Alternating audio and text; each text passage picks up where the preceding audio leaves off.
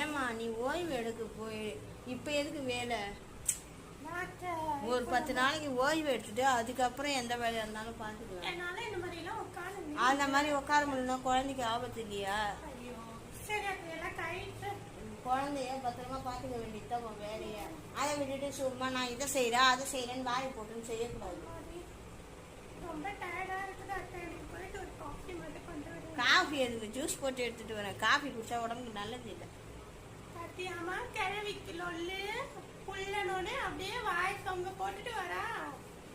இந்த நல்ல சாத்துக்குடி ஜூஸா போட்டு எடுத்துட்டு வந்துருக்கேன், குடி. சாத்துக்குடி ஜூஸ் தான் நல்லது உடம்புக்கு. குழந்தைக்கும் நல்லது, உனக்கும் நல்லது. வெய்யங்க, நான் எடுத்துட்டு போய் கழுவி வச்சுக்கிறேன். நீ போய் தாலி பத்திரமா வச்சுக்கோங்க. அடிப்பாவி, தாலி எந்த கைட்டு கொடுத்தா? கொஞ்சம் அடிப்பாவீங்களா? இந்த காலத்து பொண்ணுங்க தாலி எல்லாத்தையும் கழட்டி வச்சிருக்காளுங்க. என்ன மரியாதை?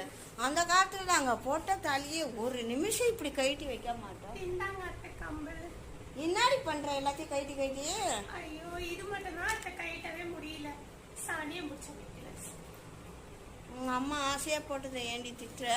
ஐயோ இல்ல அத்தை, எப்படியோ அத்தை எல்லாம் கழட்டி போட்டாச்சு. இப்ப நான் போயிட்டு ரெஸ்ட் எடுக்கிறேன். எனக்கு இப்படி ரெஸ்ட் எடுத்தாரா? ரெஸ்ட் எடுத்தா மாதிரி. நல்ல வேலை ட்ரெஸ்ஸாவது போட்டுனுக்குற, அதையும் கைட்டாம விட்டாங்க. இப்ப நான் ரூம்குள்ள போக பார்த்தா ரூம் கைட்டு போட்டுதான். ஐயோ, இந்த மாதிரி பொண்ணா? ஆண்டவரே, என்ன செய்யுது?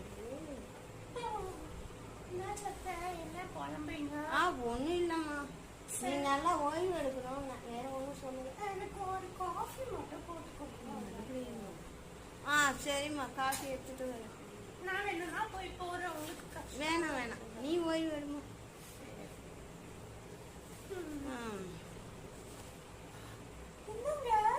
இப்படி பேசிங்க இருக்கிறீங்க. ஒரு பொண்ணு லவ் பண்ணீங்களா? ஐயோ அத்தை. யார் லவ் பண்றீங்க? ஐயோ அத்தை, நான் மோசம் போயிட்டேன் அத்தை, நான் மோசம் போயிட்டேன் அத்தை.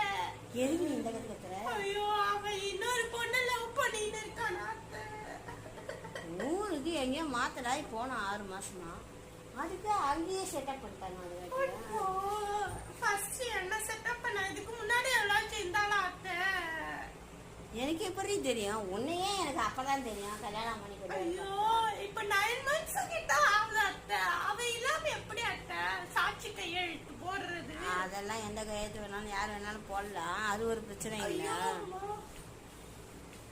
இவனா சரி